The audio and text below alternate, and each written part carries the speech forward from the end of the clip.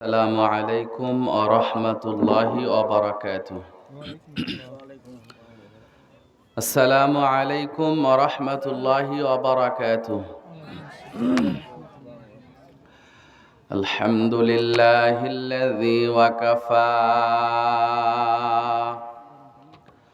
والسلام على عباده الذين اصطفى عما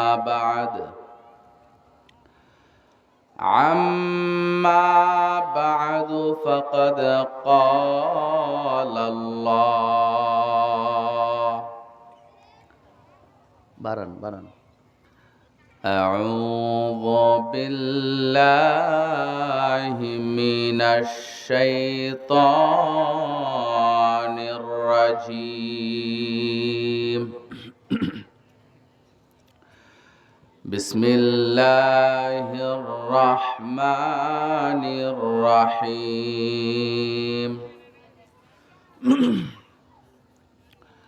واعبدوا الله ولا تشركوا به شيئا وبالوالدين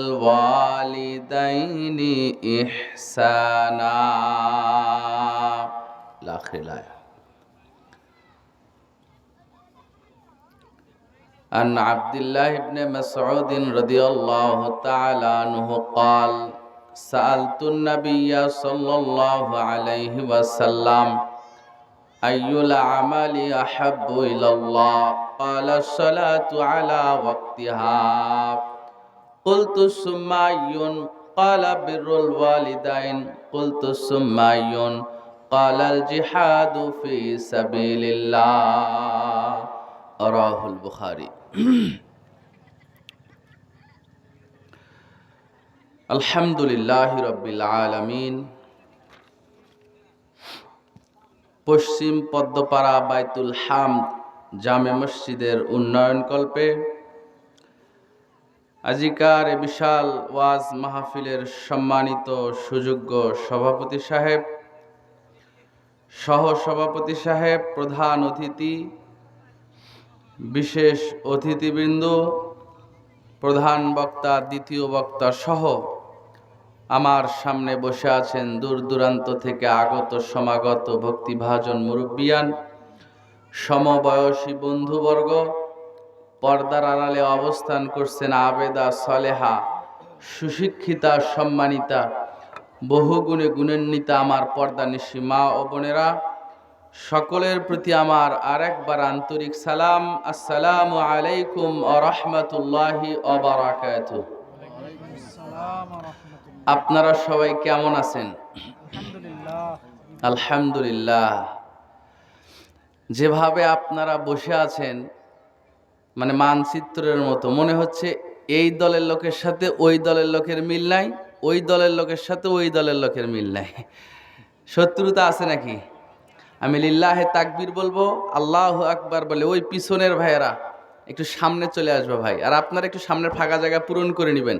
আর তাকবীরের আওয়াজটা এত জোরে দিবেন যাতে করে আশপাশে যে শয়তানগুলো আছে এরা অন্তত এই তাকবীরের আওয়াজ শুনে যেন বাংলাদেশ ছেড়ে হিন্দুস্তানে পালিয়ে যায়। পারবেন তো ইনশাআল্লাহ? প্রস্তুতি নেন। লিল্লাহে তাকবীর। জোরে এই আওয়াজে শয়তান কেন, মশাও পালাবে না। আরো জোরে লিল্লাহে তাকবীর। কি পিছনের ভাইয়েরা সামনে চলে আসতে হবে ভাই, আসো তোমাদের সাথে সরাসরি সামনাসামনি কিছু কথা বলবো। চলে আসো, সামনে চলে আসো। মায়েরা, বোনেরা, আপনারাও এখন থেকেই সামন থেকে চেপে চেপে বসবেন এবং পিছনে যারা আসবে তারা যেন পিছনে বসার সুযোগ পায় সেই পরিবেশটা এখন থেকে তৈরি করবেন।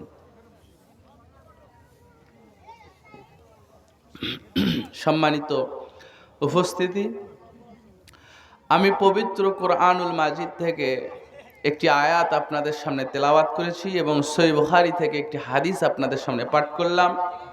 এই আয়াত এবং হাদিসকে সামনে রেখে অল্প সময়ের ভিতরে একটি গুরুত্বপূর্ণ আলোচনা আপনাদেরকে উপহার দেওয়ার চেষ্টা করব ইনশাআল্লাহ। আপনারা সকলেই অন্তরের কান লাগিয়ে একটু শুনবেন, আমলের নিয়তে শুনবেন।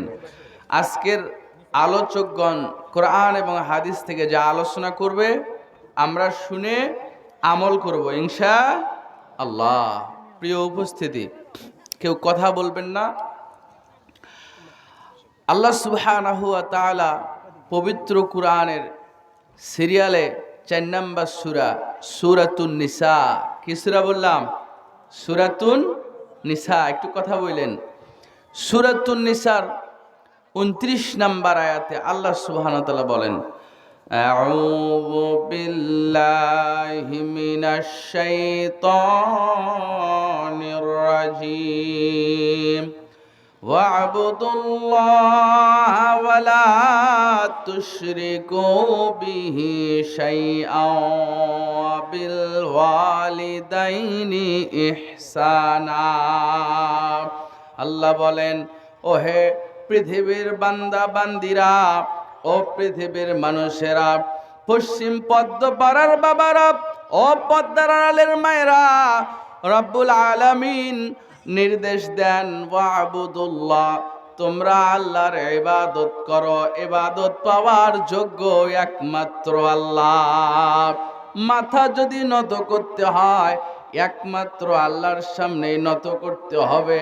আল্লাহ বলেন, ওয়া'বুদুল্লাহ, তোমরা আল্লাহর ইবাদত করো, ওয়ালা তুশরিকু বিহি শাইআ, তার সঙ্গে কোনো কিছুকে শরীক করিও না, ওয়া বিল ওয়ালিদাইনি ইহসানা, আর মা বাবার সঙ্গে তোমরা সদাচরণ করো। বলেন তো এই ওয়ার্ডারটা কার? আল্লাহর। আল্লাহ নিজেই বলছেন, আমি আল্লাহর ইবাদত করো, আমার সঙ্গে কাউকে শরিক করবা না, মানে শিরকের সাথে জড়িত হবা না, আর আব্বা আম্মার সাথে ভালো আচরণ করো। শোনেন, এই 3টা আদেশ যদি কেউ মান্য করে, যথেষ্ট পরিমাণ সাধ্যমতো আল্লাহর ইবাদত করবে, তার সঙ্গে কাউকে শরিক করবে না, আর মা বাবার সঙ্গে সদ আচরণ করবে, 3টা আমল যদি কেউ করে, সে নাজাতপ্রাপ্ত দলের অন্তর্ভুক্ত হবে ইনশাআল্লাহ। শোনেন, বাবা মার মর্যাদা আল্লাহ পাক দিতে দিতে দিতে দিতে একেবারে তার কাছে নিয়ে গেছেন। আমি আলোচনা করব এই 3 নাম্বার পয়েন্টটা নিয়ে। তাহলে কি বললাম? বাবা মার সম্মান আল্লাহ দিতে দিতে কোথায় নিয়ে গেছে? তার কাছে নিয়ে গেছে। আপনার জামে তিরমিজির হাদিস, আল্লাহর নবী বলছেন, রিদার রাব্বি ফি রিদাল ওয়ালিদাইন ওয়া সাখতুর রাব্বি ফি সাখতুল ওয়ালিদাইন। আব্বা আম্মার সন্তুষ্টিতে আল্লাহর সন্তুষ্টি, আর আব্বা আম্মার অসন্তুষ্টিতেই আল্লাহর অসন্তুষ্টি। তার মানে আল্লাহর নবী বুঝাইতে চান, জামে তিরমিজির 1899 নম্বর হাদিস এটা, যে সন্তানের উপরে আব্বা আম্মা রাজি খুশি, সেই সন্তানের উপরে আল্লাহ রাজি খুশি। যেই সন্তানের উপরে আব্বা আম্মা রাজি খুশি নয়, সেই সন্তানের উপরে আল্লাহ রাজি খুশি নয়। মায়েরা বোনের একটু চেপে চেপে বসবেন, সামনের জায়গা পূরণ করে বসবেন। এখন প্রোগ্রামগুলোতে মা বোনদের সমাগমই বেশি দেখা যায়, সুতরাং অপর মা বোনকে বসার সুযোগ করে দিবেন।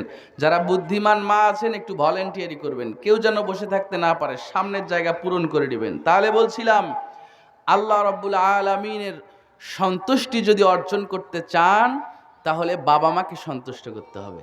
কিন্তু এমনও মানুষ এখানে বসে আছে, আজকে 10 বছর হয়ে গেল বিবাহ করেছে, 10 বছরে একবারও বাবাকে বাবা বলে ডাকে নাই, 10 বছরে একবারও মাকে মা ডাক দেয় নাই। আজকে খানা আলাদা হয়ে গেছে, আমাদের এদিকের ভাষায় যেটাকে ভেনো হওয়া বলি আমরা, পরিবার আলাদা হয়ে গেছে। 10 বছর হয়ে গেল, একদিনও আব্বা আম্মার প্লেটে এক টুকরা মাছ তুলে দিতে পারে নাই, এক টুকরো মাংস তুলে দিতে পারে নাই। বাবা মার সঙ্গে যারা সম্পর্ক ছিন্ন করেছে, আল্লাহর সঙ্গে তাদের সম্পর্ক ছিন্ন হয়ে গেছে। আজই বাবার হাত ধরে মাপ নেবেন, আজই মায়ের হাত ধরে মাপ নেবেন, নতুবা আল্লাহ মাফ করবে না। শুনেন, আল্লাহর নির্দেশ শুনেন। আমার আল্লাহ বলেন, অকাযা রাব্বুকা আল্লা তা'বুদু ইল্লা ইয়্যাহু ওয়া বিল ওয়ালিদাইনি ইহসানা। ইম্মা ইয়াবলুগান্না ইনদাকাল কিবারা আহাদুহুমা আও কিলাহুমা فلا تقل لهما أف ولا تنهرهما وقل لهما قولا كريما واخفض لهما جناح الذل من الرحمة وقل رب ارحمهما كما ربياني صغيرا। আমার আল্লাহ বলেন সূরাতুল বানী ইসরাঈলের 23 এবং 24 নম্বর আয়াত, এটা আল্লাহ বলেন ওয়াকাদা রাব্বুকা আল্লা তা'বুদু ইল্লা ইয়াহু ওয়া বিল ওয়ালিদাইনি ইহসানা। আপনার আমার রব, আপনার আমার প্রতিপালকের নির্দেশ হলো তিনার ছাড়া অন্য কারো ইবাদত করা যাবে না। আল্লাহ বলেন রব্বুল আলামিন ছাড়া আর কারো বন্দেগী তোমরা করবা না।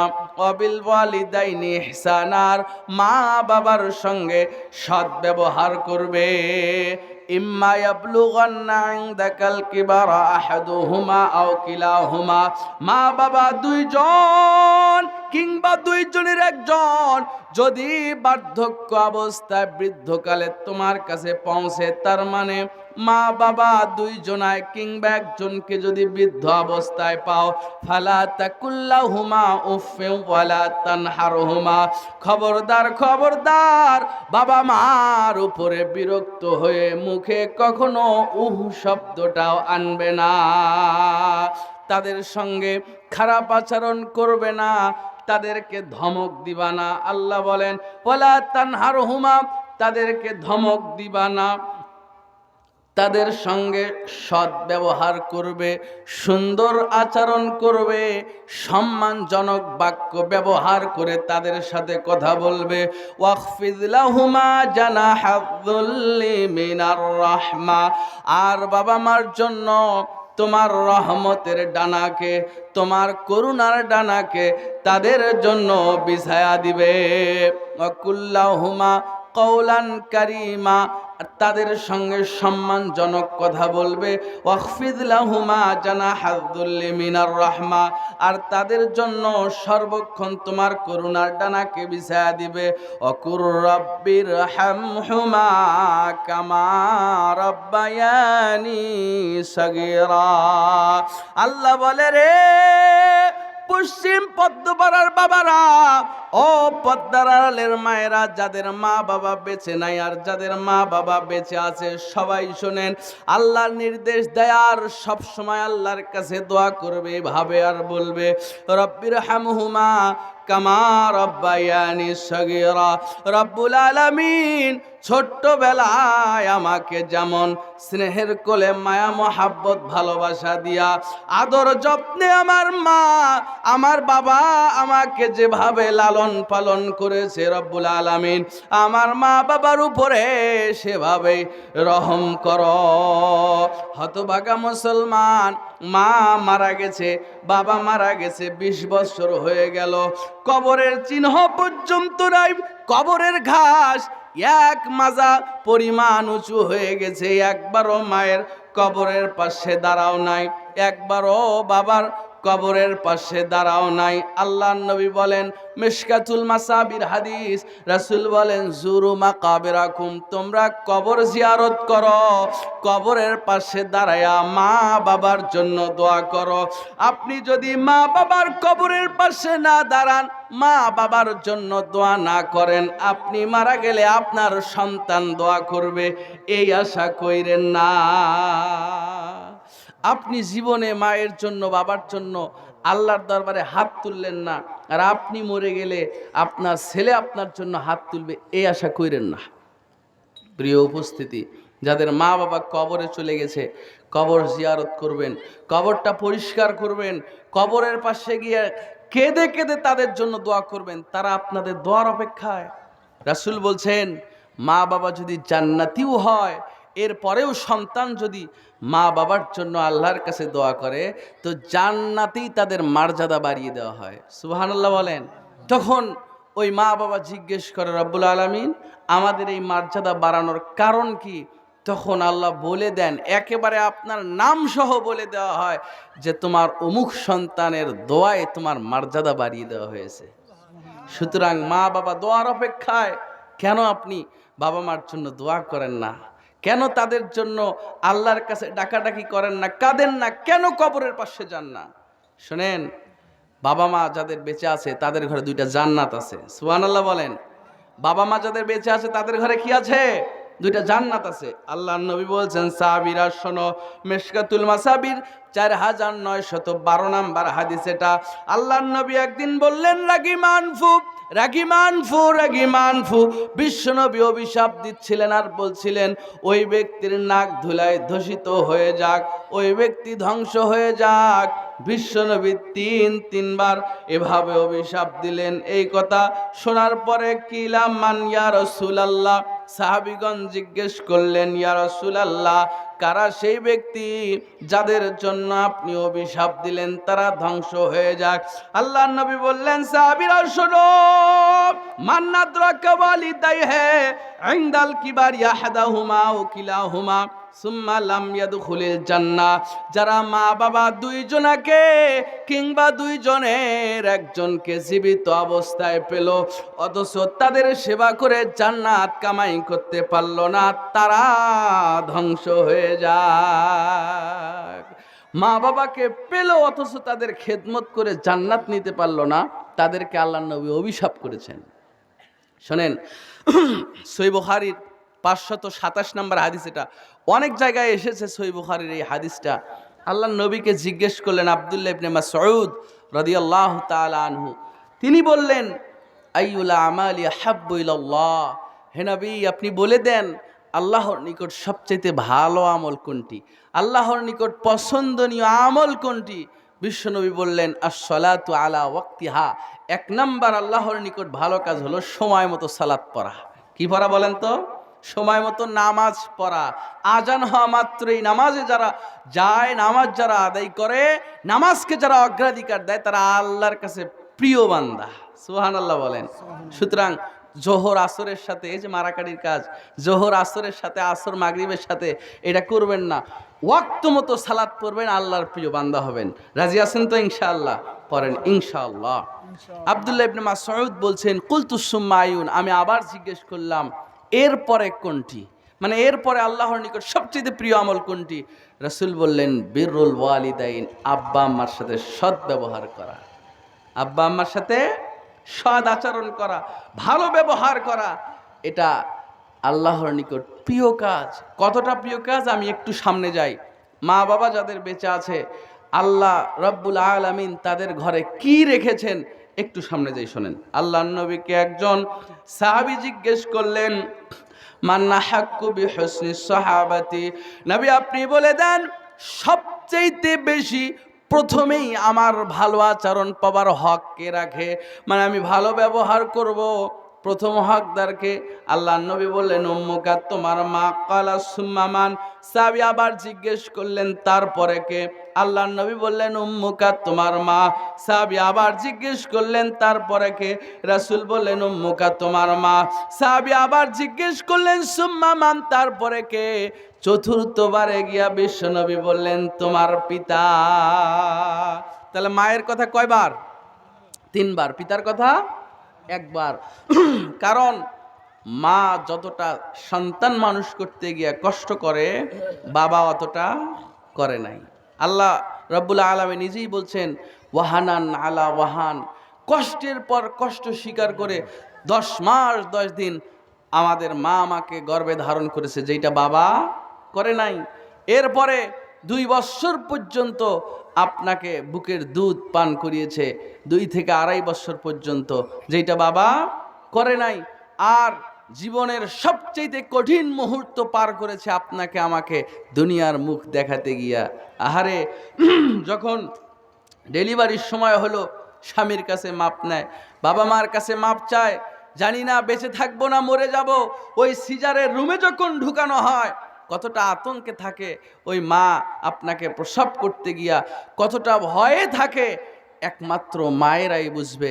এজন্য আল্লাহর নবী মার অধিকার বেশি দিয়েছেন। শোনেন, আল্লাহর নবীর কাছে একজন ব্যক্তি এসে জিজ্ঞেস করলেন, এই হাদিসটা পাওয়া যাবে জামে তিরমিজির 1900 মানে 1900 নাম্বার হাদিস। যাদের মোবাইলে অ্যাপস আছে মোবাইল খুলে খুলে দেখবেন ইনশাল্লাহ। আল্লাহর নবীর কাছে একজন সাহাবী এসে বললেন, ইয়া রাসূলুল্লাহ ইন্নালি ইমরাতান ওয়া ইন্না উম্মি তা'মুরুনি বিতালাকিহা। হাদিসটা একটু মনোযোগ দিয়ে শুনবেন, মায়েরা কান খাড়া করেন। আল্লাহর নবীর কাছে একজন ব্যক্তি এসে বললেন, ইয়া রাসূলুল্লাহ ইয়া হাবিবাল্লাহ, নবী গো আমার একজন স্ত্রী আছে আর আমার একজন মা আছে, অর্থাৎ আমার মা আর আমার স্ত্রী আমি এক বাড়িতেই বসবাস করি। তা'মুরুনি বিতালাকিহা, আমার মা আমাকে বলেছে আমি যেন আমার স্ত্রীরে তালাক দিয়ে দে। নবী আপনি বলে দেন আমি আমার স্ত্রীরে তালাক দিয়ে দেব না রেখে দেব, আপনি বলে দেন। বলেন তো পশ্চিম পদ্মপাড়ার বাবারা, এই লোকটার স্ত্রীকে রেখে দেওয়া ভালো হবে না তালাক দিয়ে দেওয়া ভালো হবে? জি, তালাক হয়ে গেছে। হ্যাঁ, মা বলছে যে সন্তানকে যে তোমার স্ত্রীকে তালাক দিয়ে দিতে হবে, তো ইনি তালাক দিতে চাচ্ছে না, এজন্যই রাসূলের কাছে ফতোয়া নিতে আসছে যে আমার মা বলছে স্ত্রীকে তালাক দিতে, এখন স্ত্রীর রেখে দিব না তালাক দিয়ে দিব? বলেন রাখা ভালো হবে না তালাক দেওয়া ভালো হবে? ওয়াজ আপনারাও ভালোই জানেন, বোঝা গেল। ভাইরা আমার, আল্লাহর নবী তাকে সরাসরি কোনো উত্তর দিলেন না যে স্ত্রীকে রাখবা না তালাক দিবা, সরাসরি কোনো উত্তর না দিয়ে হাদিসের ভাষায় শোনেন আল্লাহর নবী বললেন, আল্লাহর নবী বললেন আল ওয়ালিদু আওসাতু আবওয়াবিল জান্নাহ ফাইন শিতা ফাদি যালিকাল বাবা ওয়াহফাজহু। আবারও বলছি জামে তিরমিজির 1900 নাম্বার হাদিস এটা। আল্লাহর নবীকে বললেন, নবী আমার মা আমাকে স্ত্রীকে তালাক দিতে বলছে, আপনি বলে দেন আমি আমার স্ত্রীর তালাক দিব না রেখে দিব। আল্লাহর নবী কৌশলে জবাব দিলেন, নবী বললেন, সাহাবী রে তোমার মা জান্নাতের একটা দরজা, তোমার মা তোমার জান্নাতের একটা দরজা। ফাইন শিতা ফাদি যালিকাল বাবা ওয়াহফাজহু, তুমি চাইলে তোমার জান্নাতের দরজা ঠিক রাখতে পারো, আবার চাইলে জান্নাতের দরজা ধ্বংস করতে পারো। তার মানে যদি মায়ের কথা শুনো, মার কথা শুনে যদি স্ত্রী তালাক দিয়ে দাও তাহলে জান্নাতের দরজা ঠিক থাকলো। মার কথা যদি না শোনো তোমার জান্নাতের দরজা ধ্বংস হয়ে গেল। এই হাদিস বলছে মা বাবার কথা শুনে স্ত্রীর তালাক দেয়া যায়, কিন্তু আমরা তো এর পুরো উল্টোটা করছি। যেমনটা ইসমাইল আলাইহিস সালাম করেছিলেন। ইব্রাহিম আলাইহিস সালাম ইসমাইল আলাইহিস সালামের স্ত্রীকে বলে গেছিল তার বাড়িতে বেড়াতে গিয়ে, লম্বা ইতিহাস আমি বলছি না, ওইদিকে যাব না। ইসমাইল আলাইহিস সালাম আসলে বলে দিবে যে চৌকাঠ যেন বদলিয়ে ফেলে। তো নবীর কথা নবী বোঝে। স্ত্রীর আসার সঙ্গে সঙ্গে বললেন, একজন মুরব্বী আসছিল আর বলে গেছে যে ঘরের চৌকাঠ যেন বদলিয়ে ফেলে। তো উনি বুঝে ফেলছেন কি করতে হবে, তো স্ত্রীর তালাক দিয়ে আর একটা বিবাহ করলেন। অনেক দিন পর ইব্রাহিম আলাইহিস সালাম আবার আসছেন, এবার ছেলের পুত্রবধূর ব্যবহারে খুশি হয়ে বলে গেছেন, স্বামী আসলে বলে দিও চৌকাঠ যেন বহাল রেখে দেয়।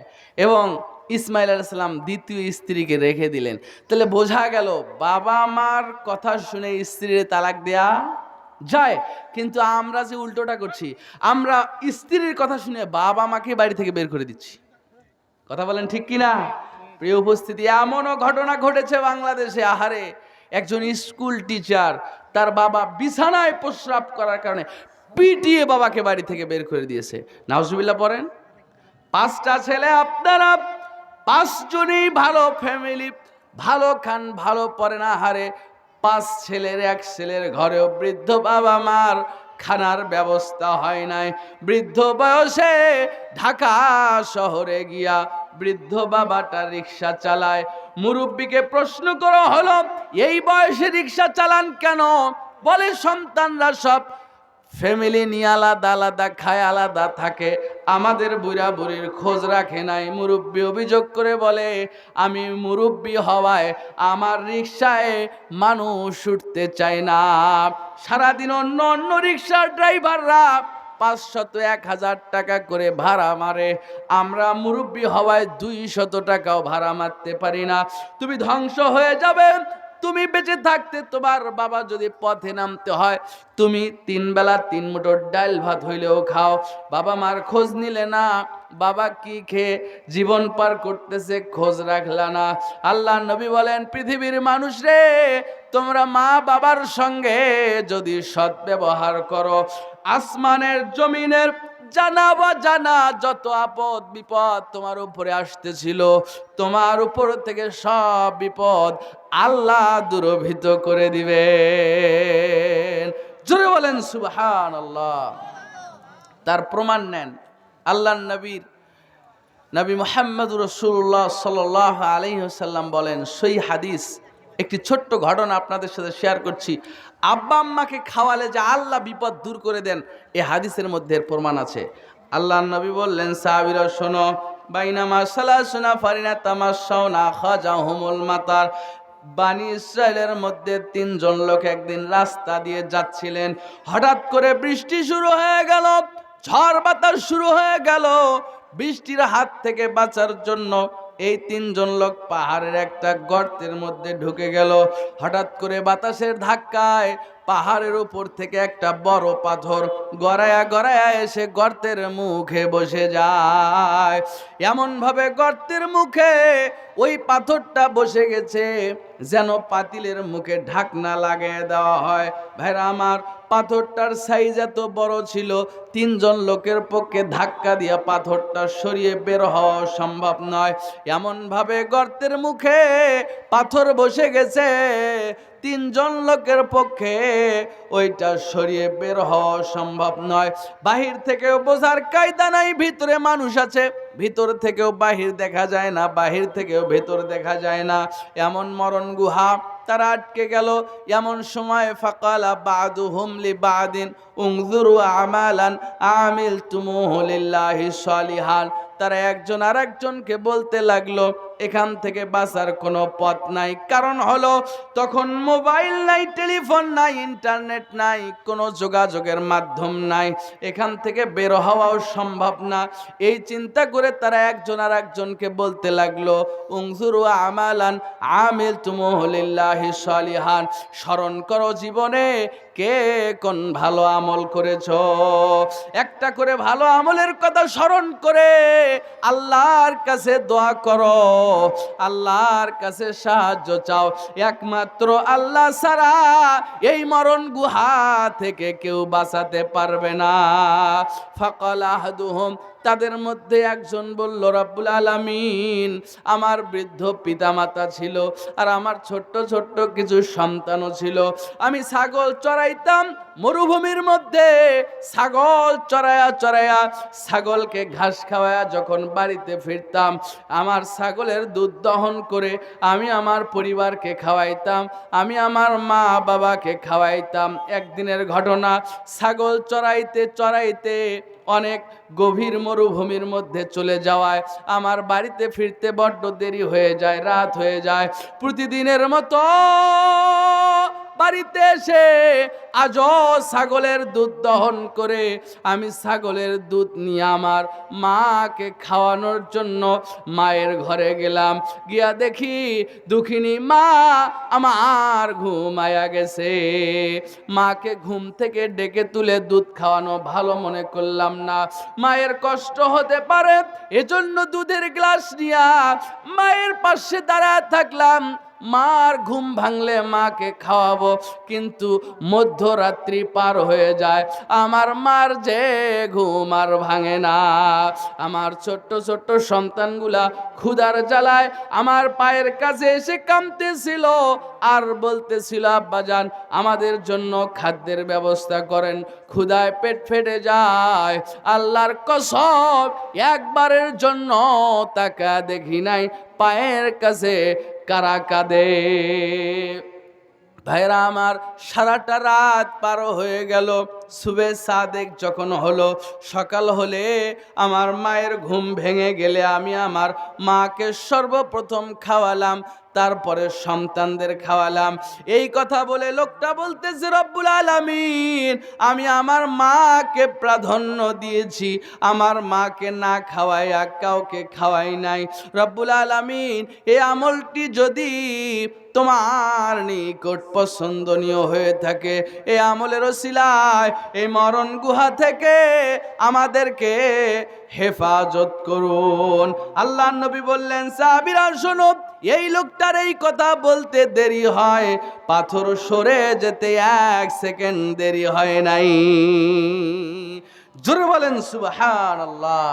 পাথরটা সরে গেল, তারা আসমান দেখতে পেল।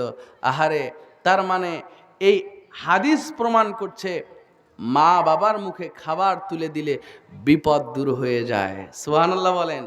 শুধু বিপদই দূর হয় না, মা বাবার সঙ্গে সৎ আচরণ করলে, ভালো আচরণ করলে গুনাহ পর্যন্ত মাফ হয়ে যায়। প্রমাণ নেন, হাদিস থেকে বলছি। আল্লাহর নবীর কাছে এক লোক আসলেন। আন্না রাজুলান আতান নবী সাল্লাল্লাহু আলাইহি সাল্লাম ফাকালা ইয়া রাসূলুল্লাহ ইন্নী আসাবতু জামবান আযীমান। একজন ব্যক্তি এসে বললেন, হে আল্লাহর নবী, আমি একটা বড় অপরাধ করেছি, বড় গুনাহের কাজ করেছি। আমি যদি তাওবা করি, হাল্লিমিং তাওবাতিন, আমার জন্য তওবার দরজা খোলা আছে কিনা বলেন। আমার কথা বুঝতেছেন তো আপনারা? আমার গাইবান্দার ভাষা বোঝা যায়? একটু তাকবীর দেন তো, লিল্লাহে তাকবীর। আসলে কথা বলে আরাম হচ্ছে না ভাই, একটু সাউন্ডটা ক্লিয়ার করতে হবে, একটু দূরে গেলেই কথা নিচ্ছে না, গলা তো নষ্ট করে ফেলবে মাইক দেখতেছি। শোনেন, আল্লাহর নবীর কাছে এক ব্যক্তি এসে কি জিজ্ঞেস করলেন? আমি একটা বড় পাপ করে ফেলেছি, আমি যদি তাওবা করি আমার জন্য তাওবার দরজা খোলা আছে কিনা বলেন। তা আল্লাহর নবী এই প্রশ্ন শুনে তাকে উল্টা প্রশ্ন করলেন, হাল্লাকা মিন উম্মি, হে সাহাবী, তোমার কি মা বেঁচে আছে? দেখেন, সাহাবী এসে প্রশ্ন করছে কি, আর আল্লাহর নবী উত্তর দিচ্ছেন কি। সাহাবী জিজ্ঞেস করলেন, আমার জন্য তওবার দরজা আছে কিনা বলেন, আমি তওবা করব, বড় পাপ করেছি। রাসূলের জিজ্ঞেস করা উচিত ছিল, কি বড় পাপ করেছো? তা না করে আল্লাহর নবী বললেন, হাল্লিমিন তাওবাতিন হাল্লাকা মিন উম্মি, বলো সাহাবী, বলো তোমার মা বেঁচে আছে নাকি? সাহাবী বললেন, ইয়া রাসূলুল্লাহ, ইয়া হাবিবাল্লাহ, আমার মা বেঁচে নাই, আমার মা মারা গেছে। আল্লাহর নবী তাকে আবার জিজ্ঞেস করলেন, হাল্লাকা মিন খালাতিন, তোমার কি কোনো খালা, মায়ের বোন বান্ধবী বেঁচে আছে নাকি? এবার সাহাবী বললেন, নাম ইয়া রাসূলুল্লাহ, আমার খালা বেঁচে আছে। নবী বললেন, সাহাবী রে, বাড়িতে ফিরে যাও, খালার সঙ্গে সৎ ব্যবহার করো, খালার সঙ্গে সৎ আচরণ করো, খালার খেদমত করো। খালার খেদমত করলে তোমার গুনাহ মাফ হয়ে যাবে। জোরে বলেন সুবহানাল্লাহ। আল্লাহর নবী আগে মায়ের কথা জিজ্ঞেস করলেন, মা বেঁচে নাই, তাই খালার কথা বললেন। হাদিসে বোঝা গেল যে মায়ের সঙ্গে সৎ ব্যবহার করলে গুনাহ যত বড়ই হোক, আল্লাহর নবী গুনার কথা জিজ্ঞেস পর্যন্ত করেন নাই, গুনাহ মাফ হয়ে যাবে। সুতরাং মা বেঁচে আছে কার কার? একটু হাত তুলে দেখেন তো আল্লাহকে, যে মা বেঁচে আছে কার কার? আল্লাহু আকবার, হাত নামান। আপনাদের ঘরে একটি জান্নাত আছে, আপনাদের ঘরে একটি জান্নাত আছে। শোনেন, মায়ের কাছ থেকে সব সময় দোয়া নিবেন, মায়ের কাছ থেকে সব সময় দোয়া নিবেন। মা যদি আপনার জন্য দোয়া করে আল্লাহর কাছে, সঙ্গে সঙ্গে তা কবুল হয়ে যাবে। আর যদি মা আপনার জন্য বদদুয়া করে, অভিশাপ দেয়, তাও কবুল হয়ে যাবে। আপনি যত বড় বুজুর্গই হন না কেন, যত বড় বুজুর্গই হন, যত বড় আল্লাহওয়ালাই হন, মা যদি একবার আপনার জন্য আল্লাহর কাছে নালিশ করে, সঙ্গে সঙ্গে কবুল হয়ে যাবে। আহারে, বাংলাদেশের অবস্থা কি বলবো। এই যে বাংলাদেশে এখন কটকটি মার্কা কিছু মহিলা আছে, এ সংসারে আসার পর থেকেই মাকে আর ছেলেকে, ছেলের সাথে মায়ের এমন শত্রুতা লাগায় দিছে, মাও ছেলের দেখতে পারে না, ছেলেও মারে দেখতে পারে না। অথচ ইসলাম তো এমনটা শিখায় না। এমনও যুবক আছে দেখেন, আজ বাজার থেকে একটু ভাজা পোড়া ফলমূল নিয়ে এসে মায়ের চোখ ফাঁকি দিয়ে স্ত্রীর হাতে নিয়ে যায় দেয়, মা যেন দেখতে পর্যন্ত পায় না। তুমি ধ্বংস হয়ে যাবে ভাই। আল্লাহর নবী বলেন, সাহাবীরা শোনো, সালাসু দাওয়াতিন মুস্তাজাবাতুন লা শাক্কা ফিহিন্না, তিন শ্রেণীর মানুষ যদি আল্লাহর কাছে দোয়া করে সেই দোয়া ফিরাবে না রব্বুল আলামিন, এতে কোনো সন্দেহ নাই। আল্লাহর নবী বলেন, জামে তিরমিজির 1905 নাম্বার হাদিস এটা, নবী বলেন কোন মা বাবা যদি সন্তানের জন্য আল্লাহর কাছে দোয়া করে বন্দুকের গুলি মিস হবে, মা বাবা আর দোয়া মিস হবে না। শোনেন, একটা ইতিহাস বলছি, আল্লাহর নবীর জীবনী থেকে অসংখ্য ইতিহাস বলা যায়, একটা সংক্ষেপে একটা ইতিহাস বলছি শোনেন। আল্লাহর নবীর একজন সাহাবী নাম ইব্রাহিম বিন আদম রাদিয়াল্লাহু তাআলা আনহু, ইনি বলেন, আমি একদিন আমার বাড়িতে বসে আমি রুটি খাচ্ছিলাম, হঠাৎ করে কোথার থেকে যেন একটা পাখি উড়ে এসে আমার প্লেট থেকে একটা রুটি ছো মেরে নিয়ে এলো। আমার প্লেটে একটা মাত্রই রুটি ছিল, আর আমিও খুব ক্ষুধার্ত ছিলাম, তাই আমি ওই পাখিটার পিছু নিলাম। দেখি রুটি নিয়ে পাখিটা কোথায় যায়, কারণ এত বড় রুটি পাখির পক্ষে খাওয়া সম্ভব না, কোথাও না কোথাও রুটিটা ফেলবে আর আমি সেখান থেকে রুটিটা নিয়ে খেয়ে ফেলবো। এই নিয়তে পাখির পিছন পিছন রওনা দিলেন। পাখিটা মরুভূমির মধ্য দিয়ে যাচ্ছিলেন। ইব্রাহিম বিন আদম বলেন, আমিও পাখির পিছন পিছন যাচ্ছিলাম, হঠাৎ করে দেখি পাখিটা একটা পাহাড়ের উপরে পড়ল। পাশে আর একটা বড় পাহাড়ে আমিও উঠলাম দেখার জন্য। পাহাড়ে ওঠার পর দেখলাম পাখিটা এই রুটিটা নিয়ে একটা পাথরের উপরে বসে গেছে। আহারে, পাথরের উপরে বসে রুটিটা পাখিটা নিয়ে এমন একটা কাজ করতেছে, এমন একটা দৃশ্য আমার চোখে ধরা পড়ল। আল্লাহর কসম, ওয়াল্লাহে বিল্লাহে তাল্লাহে, এমন দৃশ্য আমি আমার জীবনে দেখি নাই।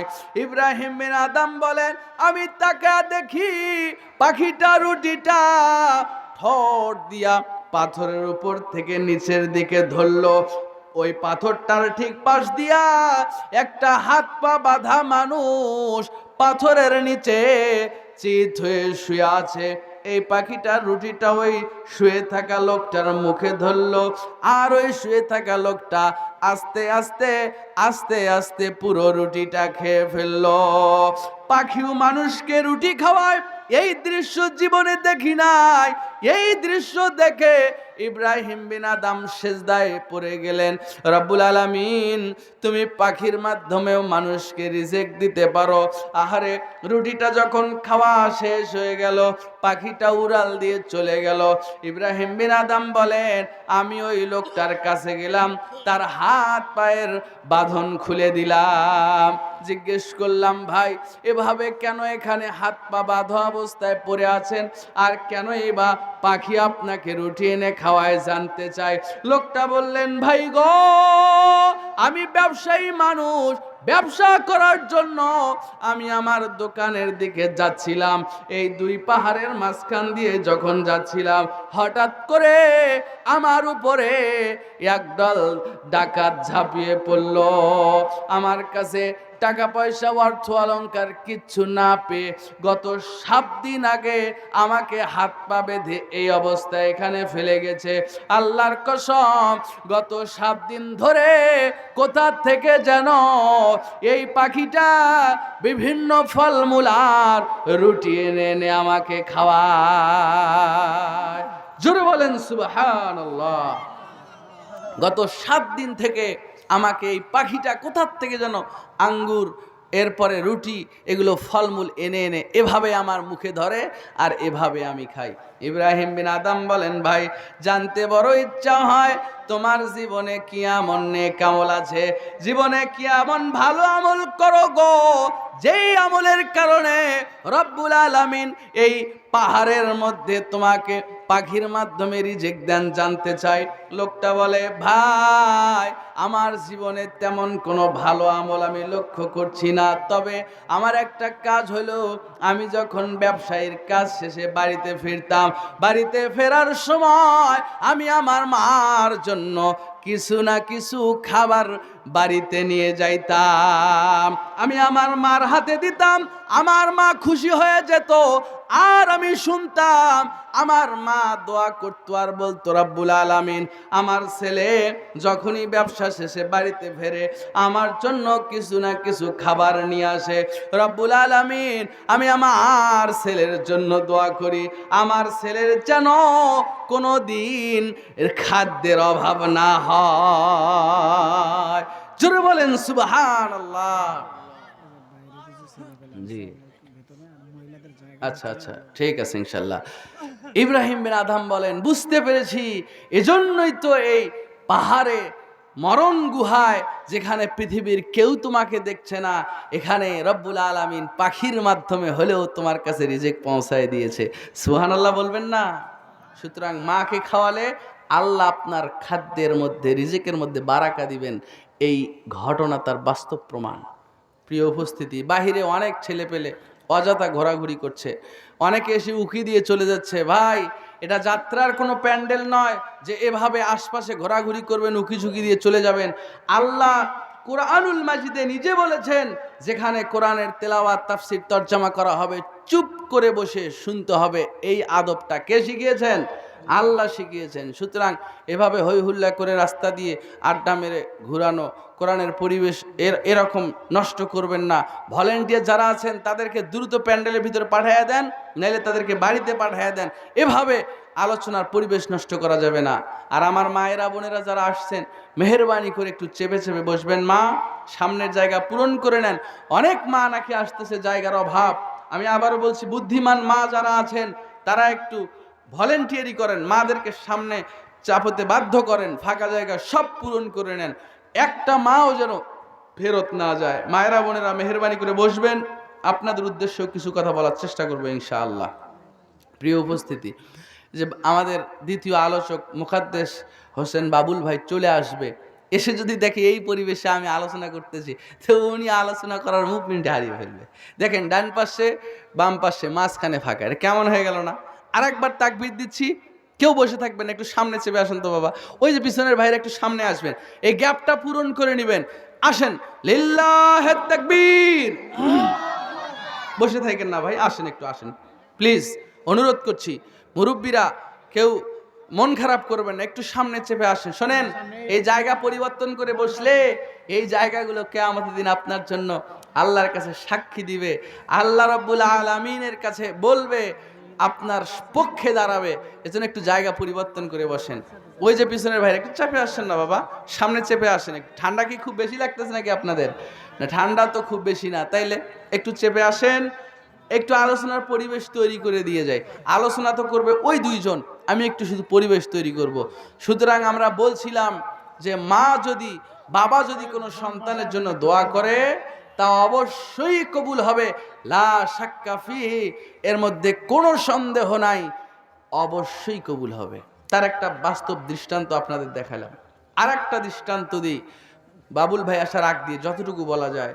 ভাইরা আমার, আপনি যত বড় বুজুর্গই হন না কেন, যদি মা আপনার জন্য কোনো বদদোয়া করে, কোনো খারাপ দোয়া করে, অভিশাপ দেয়, তা যে কবুল হবে আর আপনি যে ধ্বংস হবেন তার আর একটা প্রমাণ নেন। অনেক দিন আগের ঘটনা, একজন ব্যক্তি আল্লাহওয়ালা, সে দিন রাত আল্লাহর ইবাদত করে, আল্লাহর বন্দিগি করে, আল্লাহর এমন ওলি হয়ে গেছে, সে ঝাড়ফুঁক করলে কোনো অসুস্থ ব্যক্তির মাথায় হাত বুলিয়ে দিলে আল্লাহ তাকে সুস্থ করে দেন। সুবহানাল্লাহ বলেন। আল্লাহর এত প্রিয় বান্দা, নাম তার জুরাইজ। কি নাম বললাম? জুরাইজ। এটা সহিহ বুখারীর ঘটনা, সহিহ ঘটনা। তো ইনি আল্লাহর এতটাই ইবাদত বন্দিগি করেন, লোকালয় ত্যাগ করে তিনি একা একা পাহাড়ের কিনারায় একটা মসজিদ তৈরি করেছে এবং সেখানে দিন রাত আল্লাহকে ডাকেন, আল্লাহর ইবাদত করেন। পরিবার থেকে আলাদা হয়ে গেছে। পরিবারে থাকলে অনেক সময় মানুষের মধ্যে থাকলে মানুষের চিল্লা চিল্লি বা বিভিন্ন ওই কাজকামের ঝামেলায় আল্লাহর ইবাদতে বিঘ্ন ঘটবে, তাই তিনি আলাদা একটা ইবাদতখানায় তৈরি করেছে। মাঝে মধ্যে সেখানে মা তার খোঁজ খবর নেওয়ার জন্য যায়। একদিনের ঘটনা, ভাইরা আমার কানটা একটু খাড়া করেন, মায়েরা কানটা খাড়া করেন। একদিনের ঘটনা, জুরাইজ সালাত আদায় করতেছিলেন, নামাজ পড়তেছিলেন, নফল নামাজ। এমন সময় তার ওই গির্জায় ইবাদতখানায় তার খোঁজ খবর নেওয়ার জন্য তার মা এসেছে। মা এসে দরজায় করাঘাত করলেন, বেটা জুরাইজ আসো নাকি বেটা, আমি তোমার মা, দরজা খুলে দাও। জুরাইজ সালাতরত অবস্থায় চিন্তা করলো এখন কি করি, মার ডাকে সাড়া দিই না সালাতটা চালায় যায়। যদি মার ডাকে সাড়া দিয়া নামাজ ছেড়ে দিই আল্লাহ নারাজ হইতে পারে, আর যদি মার ডাকে সাড়া না দিয়া নামাজ চালায় যাই তাহলে মা নারাজ হইতে পারে। মা নারাজ হলে সহ্য করতে পারবো, কিন্তু আল্লাহকে নারাজ করতে পারবো না। বলেন জুরাইজের উদ্দেশ্য ভালো না খারাপ? ভালো না, যে নামাজ ছেড়ে দিয়া মার ডাকে সাড়া দিব। জুরাইজ মার ডাকে সাড়া দিলেন না, ডাকতে ডাকতে মা বিরক্ত হয়ে বাড়িতে চলে গেলেন। দিন যায় রাত্রি যায়, অনেক দিন পর মা আবার জুরাইজের খবর নেওয়ার জন্য এসেছে। দরজায় করাঘাত করতেছেন, বেটা জুরাইজ আমি তোমার মা, দরজা খুলে দাও বেটা, দরজা খুলে দাও। গত দিনের মতো আজও জুরাইজ নামাজে আছে। জুরাইজ চিন্তা করে না নামাজ ছেড়ে দিব না, মা নারাজ হলে সহ্য হবে, আল্লাহকে নারাজ করা যাবে না। নামাজ চালায় গেলেন, মা ডাকতে ডাকতে বিরক্ত হয়ে বাড়িতে ফিরে গেলেন। দিন যায় রাত্রি যায়, তৃতীয় দিন আবার মা জুরাইজের খবর নেওয়ার জন্য আসছে। দরজায় ডাক দিয়ে বলে, বেটা জুরাইজ আমি তোমার মা, দরজা খুলো বেটা, দরজা খুলো। গত 2 দিনের মতো আজও তিনি নামাজে আছেন, মার ডাকে সাড়া দিয়া দরজা খুললেন না। মা বুঝতে পারে নাই, মা বিরক্ত হয়ে অভিশাপ দিল, গত 3 দিন থেকে আমি এই মরুভূমির মধ্যে কষ্ট করে এসে জুরাইজকে ডাকাডাকি করলাম, জুরাইজ আমার ডাকে সাড়া দিল না। আল্লাহকে অভিশাপ দিয়া বললেন, আল্লাহ আমার বেটা জুরাইজ ব্যভিচারিণীর মুখ না দেখে যেন মারা না যায়। আহারে, এই বদদুয়া দিয়া মা বাড়িতে চলে গেলেন। ওই যে আল্লাহর নবী বলেছেন, বেটা বড় যত বুজুর্গই হোক, মা যদি দোয়া করে তা কবুল হয়ে যাবে। মায়ের দোয়া যে আল্লাহ কবুল করে নিয়েছে। দিন যায় রাত্রি যায়, কিছুদিন পর জুরাইজ যে এলাকায় বসবাস করে ওই এলাকায় একজন মেয়ের একটা বাচ্চা প্রসব হলো, যেই মেয়ের বিবাহ হয় নাই। বিবাহ না হতেই বাচ্চা প্রসব করে ফেলছে। তাহলে এরকম ঘটনা যদি আপনার পশ্চিম পদ্মপাড়ায় ঘটে, তো আপনারা ওই মেয়েকে জিজ্ঞেস করবেন না এই সন্তানের পিতাকে? জিজ্ঞেস করবেন কি না? অবিবাহিত মেয়ে বাচ্চা দিয়েছে, তো যখন জিজ্ঞেস করছে যে এই সন্তানের বাবাকে, তখন ওই মহিলা বলেছে এই সন্তানের বাবা ওই যে ইবাদতখানায় ইবাদত করে ওই জুরাইজ, মানে বাঁচার জন্য আর কি মিথ্যার আশ্রয় নিয়েছে। আপনারা হলো হুজুগে বাঙালি, তাই না? মাঝে মধ্যে বাংলাদেশে হুজুগ পড়ে যে লবণের দাম মানে বেশি হলো, একবার দেখবেন লবণ কিনতে কিনতে আপনারা লবণের মানে বস্তা পর্যন্ত কিনে ফেলছিলেন। আবার গত 2 বছর আগে মনে হয় রমজান মাসে একটা হুজুগ পড়লো যে 20শে রমজান বিকট আওয়াজ হবে, দুনিয়া ধ্বংস হবে। আপনাদের এদিকে গুজব আসছিল নাকি? তো এরকম গুজবে আমরা বাঙালি, তো ওই গুজবের মতো গুজব এলাকায় ছড়িয়ে গেল। সবার মুখে এক কথা, জুরাইজের মতো লোক আপনার ইবাদত করে, ইবাদতখানায় সুফিগিরি দেখায় আর গোপনে গোপনে এগুলা করে। যাচাই বাছাই করলো না। আজকেও যেমন আলেম ওলামাকে মানুষ সহ্য করতে পারে না, তখনও তাই ছিল। আহারে, সব যুবকেরা লাঠি সোটা হাতে নিয়া, তরবারি নিয়া, কুঠার নিয়া সব রওনা দিল যে জুরাইজকে মারতে হবে, ধরতে হবে। জুরাইজের ইবাদতখানাটা এসে ভেঙে দিল। লিল্লাহে তাকবীর। দ্বিতীয় বক্তার আগমন। পশ্চিম পদ্মপাড়ার পক্ষ থেকে লাল গোলাপ শুভেচ্ছা। আমি শেষ করে দিচ্ছি, ভাইরা আমার লক্ষ্য করেন। এবার লাঠি সোটা নিয়া যুবকেরা রওনা দিল। জুরাইজের মাটির তৈরি ইবাদতখানা মসজিদটা তারা ভেঙে দিল। জুরাইজকে নিয়া জেলা হাজতে দেওয়া হলো। এবার সিদ্ধান্ত হলো জুরাইজকে মানুষের সামনে হত্যা করা হবে। জিনার শাস্তি তো হত্যা করা। যদি কোনো বিবাহিত নারী পুরুষ জিনা করে আর যদি ধরা পড়ে, এটা প্রমাণিত হয়, তাহলে রজম করতে হবে। কোমর পর্যন্ত পুঁতে ইট পাটকেল মেরে প্রকাশ্যে তাকে হত্যা করতে হবে। এটা দুনিয়াতেই শাস্তি। ভাইরা আমার, এটা শাস্তি দিবে রাষ্ট্রীয়ভাবে, আপনি আমি না। সুতরাং জুরাইজের শাস্তি দেওয়া হবে, জুরাইজকে হত্যা করা হবে। জুরাইজ বললেন, আমি যে নির্দোষ এটা প্রমাণ করার একটা সুযোগ আমাকে দেওয়া হোক। কি সুযোগ চাও? যে গোটা দেশবাসীকে দাওয়াত করা হোক, একটা ময়দানে ডেকে আনা হোক, আমি সেখানে প্রমাণ করব যে আমি নির্দোষ, আমি জিনা করি নাই। এবং জুরাইজ বলল যে ছোট্ট বাচ্চাটা জন্মগ্রহণ করেছে, ওই বাচ্চা নিজেই বলে দিবে ওই বাচ্চার পিতাকে। এই কথা শুনে যেই শোনে সেই রওনা দেয়, যেই শোনে সেই রওনা দেয়। আরে জুরাইজ বলছে ছোট্ট বাচ্চা নাকি বলে দিবে ওর পিতাকে। জুরাইজ তো কখনো মিথ্যা কথা বলে নাই, আরো যা বলে তাই হয়। এটা দেখার জন্য শত শত হাজার হাজার মানুষ এবার সমাগম, বিশাল মাঠ ভর্তি হয়ে গেছে। আহারে জুরাইজ অজু বানায়া 2 রাকাত সালাত আদায় করে এবার আল্লাহর কাছে একটা মোনাজাত দিলেন, রব্বুল আলামিন তুমি তো জানো আমি নির্দোষ, আমি কোনো অপরাধ করি নাই। তুমি আমাকে এই বেজ্জতির হাত থেকে, অপমানের হাত থেকে রক্ষা করো, আমাকে হেফাজতের দায়িত্ব তোমায় দিলাম। এরপরে জুরাইজ সালাত শেষে আল্লাহর কাছে দোয়া করে জুরাইজ এবার জনগণের সামনে হাজির হয়ে গেলেন। ডাক দিয়ে বললেন, ওই ছোট্ট বাচ্চাটা কোথায়, যেই বাচ্চাটা প্রসব হয়েছে? এবার ছোট্ট বাচ্চাটাকে নিয়ে আসা হলো। জুরাইজ ছোট্ট বাচ্চাটার গলা ধরে এরকম জনগণের সামনে উঁচু করে ধরলেন। উঁচু করে ধরে আল্লাহর নাম নিয়া ছোট্ট বাচ্চার পেটে কয়েকটা আঘাত করলেন। আর বললেন, বাবা তুমি বলে দাও, তোমার পিতাকে তুমি বলে দাও। আল্লাহর কুদরতে সঙ্গে সঙ্গে ছোট্ট বাচ্চার জবান খুলে গেছে। ছোট্ট বাচ্চার ডাক দিয়ে বলতেছে, ও দেশবাসী শোনো, আমার পিতা এই আল্লাহর বান্দা জুরাইজ নয়, আমার পিতা হলো পাশের গ্রামের একজন রাখাল। গোটা দেশবাসী হতবাক হয়ে গেল, ছোট্ট বাচ্চা কেমনে কথা বলল। আহারে, সমস্ত দেশবাসী বুঝতে পারলো জুরাইজের সাথে এটা অন্যায় করা হয়ে গেছে, তার মাটির ইবাদতখানা আমরা নষ্ট করে দিয়েছি। যুবকেরা এবার সব দলবদ্ধ হয়ে এসে জুরাইজের কাছে ক্ষমা প্রার্থনা করে বলতেছে, জুরাইজ শোনো, তোমার মাটির ইবাদতখানা আমরা নষ্ট করে দিয়েছি, তুমি অনুমতি দিলে আমরা তোমার জন্য স্বর্ণ রৌপ্য দিয়া ইবাদতখানা তৈরি করে দিব। জুরাইজ বললেন, তার আর প্রয়োজন হবে না। এবার আল্লাহর প্রশংসা করতে করতে জুরাইজ এবার যাচ্ছিলেন আর বলতেছিলেন, রব্বুল আলামিন আমার মা আমাকে অভিশাপ দিয়েছিল, ব্যভিচারিণীর মুখ না দেখা পর্যন্ত যেন জুরাইজের মরণ না হয়, তাই আজকে এই পরিস্থিতি তৈরি হয়েছে।